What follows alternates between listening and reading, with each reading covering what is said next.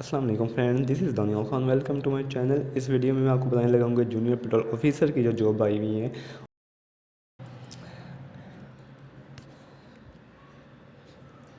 अब आ जाए हमारा जो पार्ट 1 है जिसकी हम तैयारी कर रहे हैं कंप्यूटर की।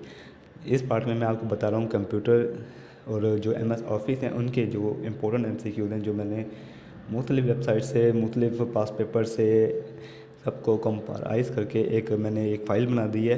आज हम इसको कवर करेंगे और ऐसा ऐसा मैं अपनी हर वीडियो में जो भी मेरी आएंगी उसमें मैं आपको दूसरे जो टॉपिक्स हैं, general knowledge, current affair, Pakistan affair, Islamic studies, mathematics, उनके बता दूंगा। तो जो न्यू व्यूअर्स हैं उनसे रिक्वेस्ट होगी चैनल सब्सक्राइब कर लें, ताकि जो भी इंपॉर्टेंट अपडेट्स हैं मैं गवर्नमेंट जॉब्स के हवाले से आपको अपडेट्स करता रहता हूँ, और उनके टेस्ट, इंटरव्यू और जो पास पेपर हैं उस हवाले से आपको अपडेट्स करता रहता हूँ, ताकि वो आप तक पहुँचती रहें। चलिए शुरू करते हैं।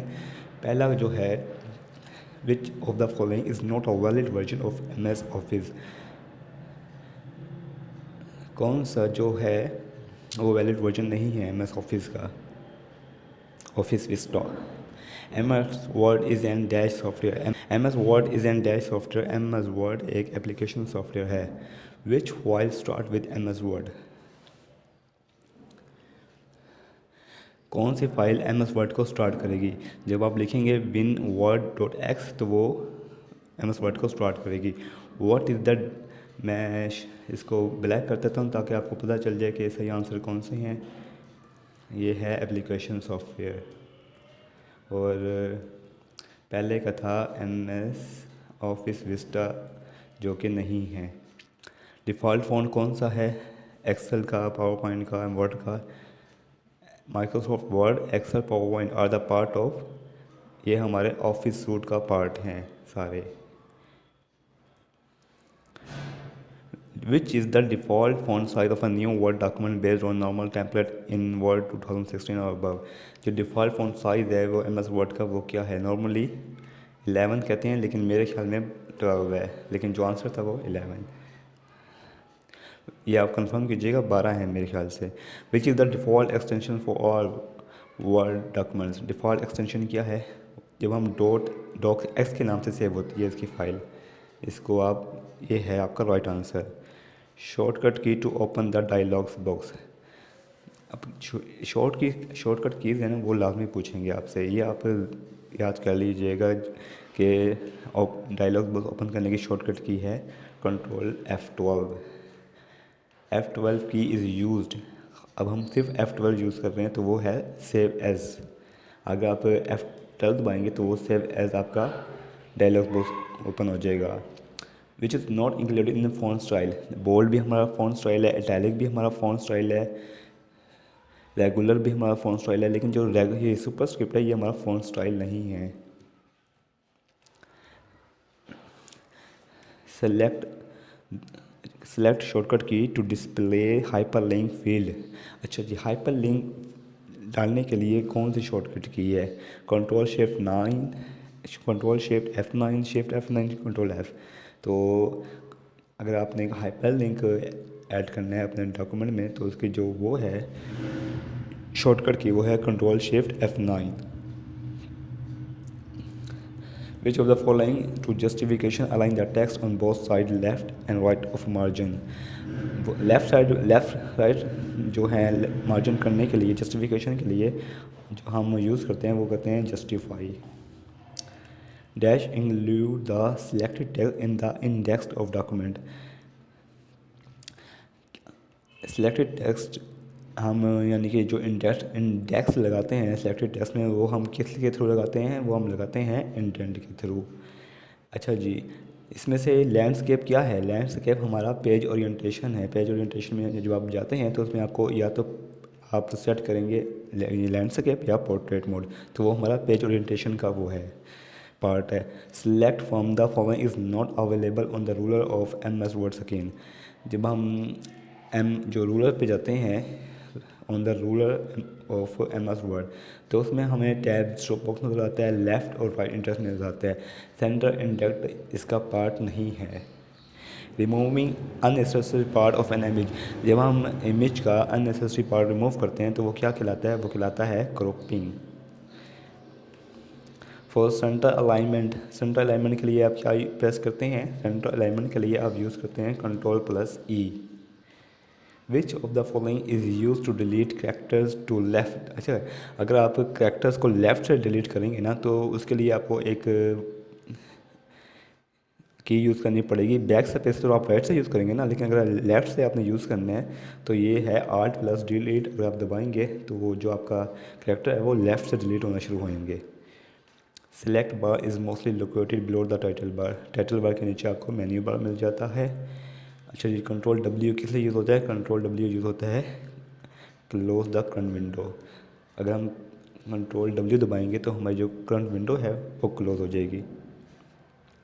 The space left among the margin and start of a paragraph is known as the space left among the margin। अच्छा, ये किस लिए, जो स्टार्ट पैराग्राफ का जो भी स्टार्ट है उसको हम कहते हैं इंडेंटेशन।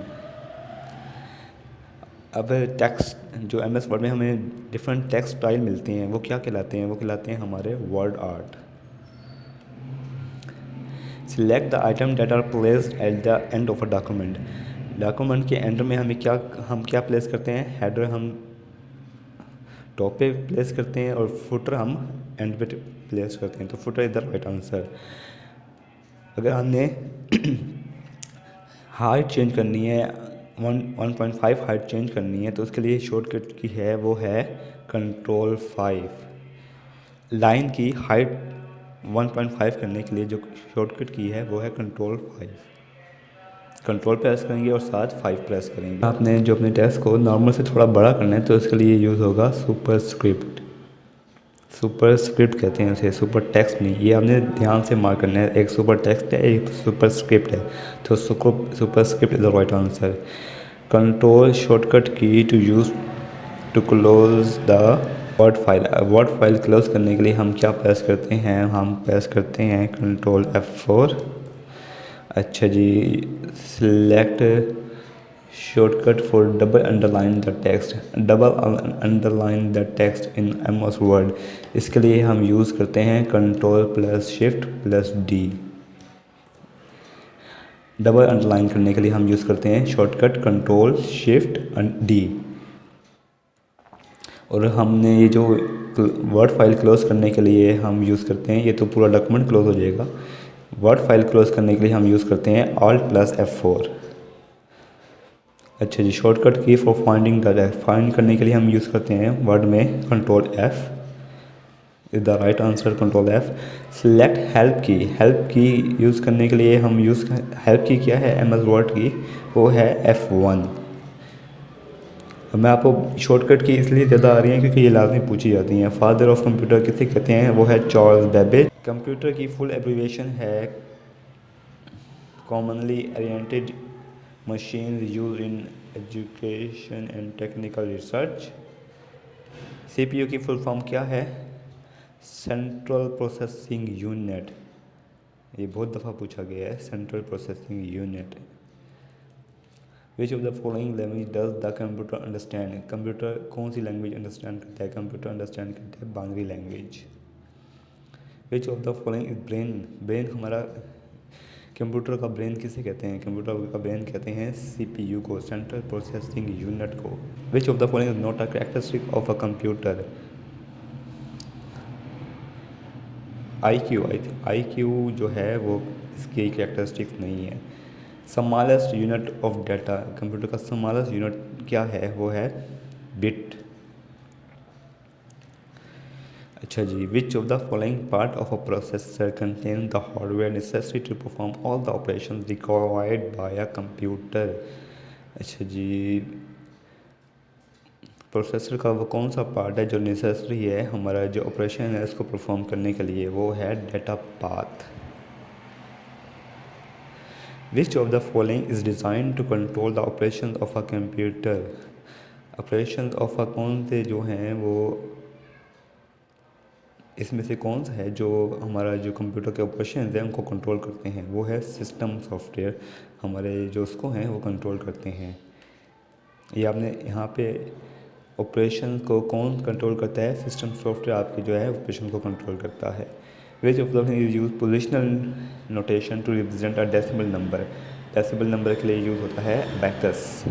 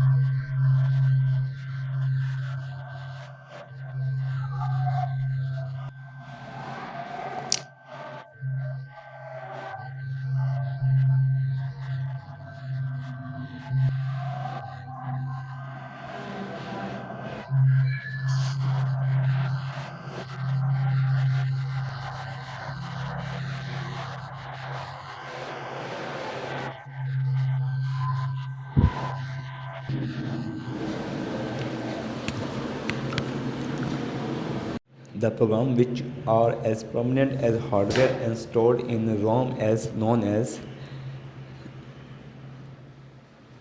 ये है हमारा firmware. Which of the following is invalid type memory. जो हमारी रैम हमारी इनवैलिड नहीं है, रोम भी इनवैलिड नहीं है, इरेजेबल प्रोग्राम मेमोरी ये भी नहीं है, तो जो ये है ये हमारी इनवैलिड मेमोरी है। इसमें से कौन सा है जो हमारे कंप्यूटर सिस्टम का पार्ट नहीं है। मेमोरी हमारे कंप्यूटर सिस्टम का पार्ट है, इनपुट डिवाइस हमारे कंप्यूटर सिस्टम का पार्ट है, स्टेपर मोटर ऐसा कोई भी पार्ट नहीं है हमारे कंप्यूटर सिस्टम का। ये आपको पता होगा वोलेटाइल मेमोरी किसे कहते हैं। जो रैम है, रैम हमारी वोलेटाइल मेमोरी है। और अगली दफ़ा जो आया हुआ है नॉन वोलेटाइल मेमोरी, रोम हमारी नॉन वोलेटाइल मेमोरी है। Consist of set of instructions. जो सॉफ्टवेयर होता है वो सेट ऑफ इंस्ट्रक्शंस हमें देते हैं, तो जिसके ज़रिए जो प्रोग्राम्स हैं वो परफॉर्म होते हैं। नोटपैड क्या है? नोटपैड इस टेक्स्ट एडिटर जी। नोटपैड में एक हम टेक्स्ट एंटर कर सकते हैं।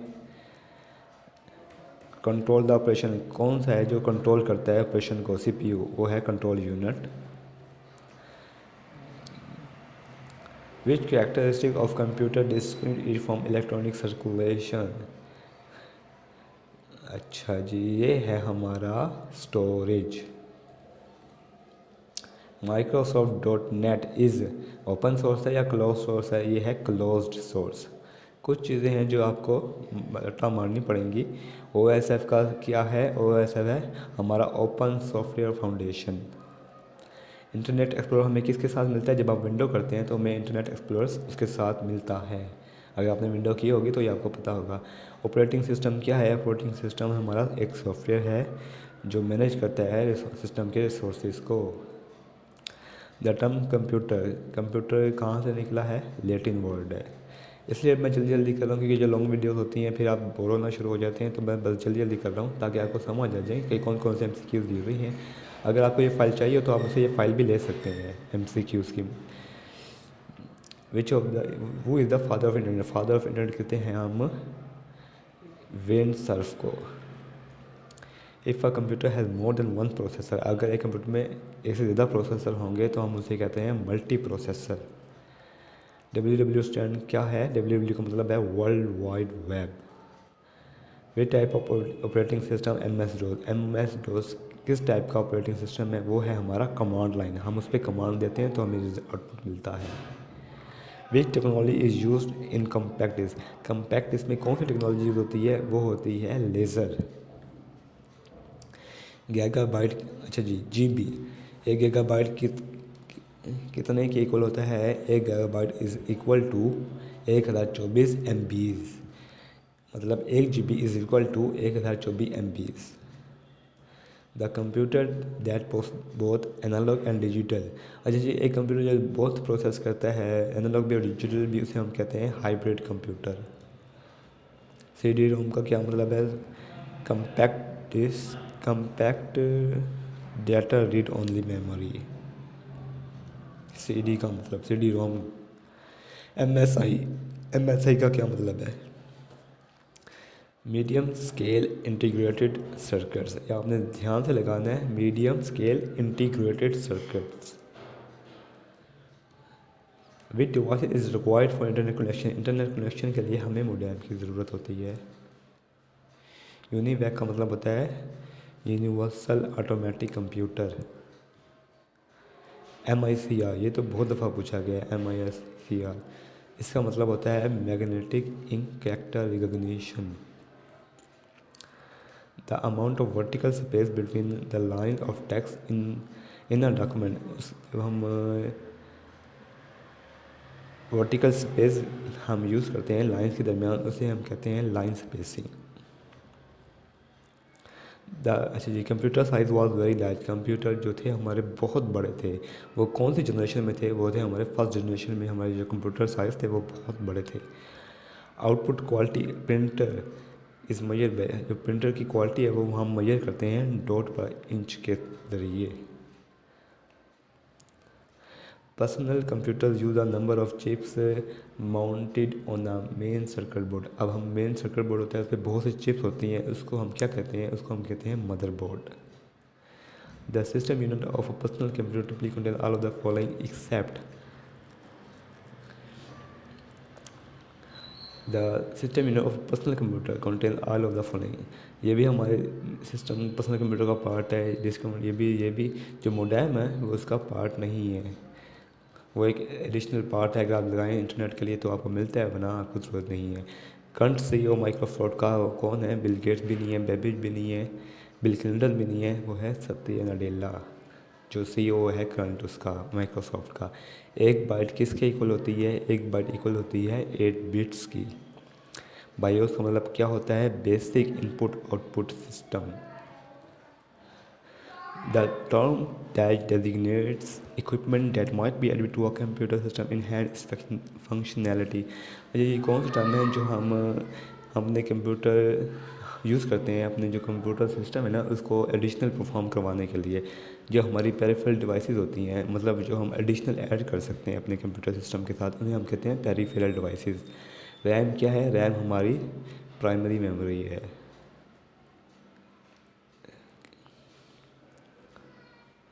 Dash store data or information temporarily and pass it on directed by control unit। अच्छा जी, वो करता है function perform register. Coded consisting of lines. एक लाइन हमें कोड की शक्ल में एक लाइन हमें मिल रही होती है, उसे हम कहते हैं बार कोड्स। ये आपने पढ़ा ही होगा और आपको पता भी होगा। DVD हमारी किसकी एग्जांपल है? DVD हमारी एग्जांपल है ऑप्टिकल डिस्क की।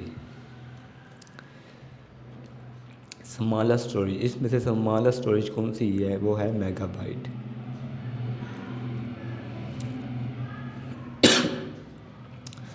स्मॉलेस्ट, अच्छा जी, स्मॉलेस्ट और लार्जेस्ट फ़ॉन्ट साइज़ क्या है?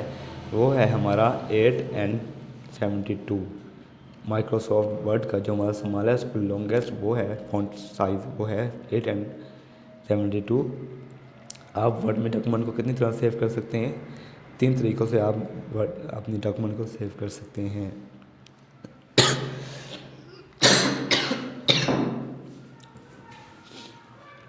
What is the shortcut key for spelling check? Spelling check करने के लिए आप यूज़ कर सकते हैं इसको। आप ये मैं स्पेलिंग चेक करने के लिए आप यूज़ करते हैं शिफ्ट F7। अच्छा जी, what is the shortcut key you can best to create a copyright symbol.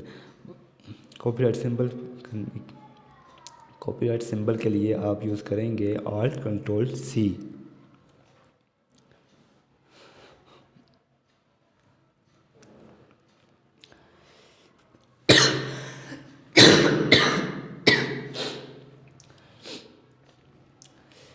और जो कॉलम हमारे नंबर ऑफ रो और नंबर ऑफ कॉलम कितने होते हैं, वो होते हैं एक एक।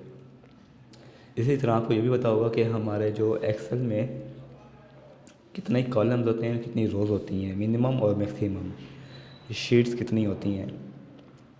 Number of column date can be inserted in MS word, कितने कॉलम यूज़ हो सकते हैं, वो हो सकते हैं 63। फाइनल रिप्लेस करने के लिए हम कौन सी शॉर्टकट की यूज़ करते हैं, वो हम यूज़ करते हैं Ctrl G। हाइपरलिंक ना, हाइपरलिंक अगर हम हाइपरलिंक क्रिएट कर देते हैं तो उसके लिए क्या होता है, तो जो हमारा एक अंडरलाइन हो जाती है और जो टेक्स्ट है वो ब्लू हो जाता है। कटर मार्जिन क्या होता है,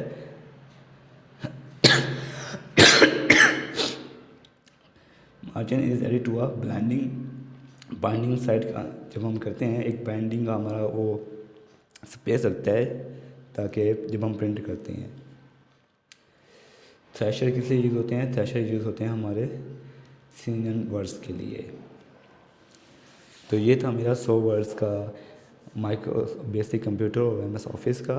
इस हवाले से अगर जो भी आपको यूज़ हो वो आप कमेंट कर सकते हैं, मुझे मैसेज कर सकते हैं। और जो अगले पार्ट में मैं आपको बताऊंगा जो दूसरे सिलेबस हैं उनके बारे में। जो न्यू हमारे तो रिक्वेस्ट होगी मेरे चैनल सब्सक्राइब कर लें और ताकि आपको जो भी अपडेट है वो मिलते रहें। तब तक के लिए थैंक यू, अल्लाह हाफिज़।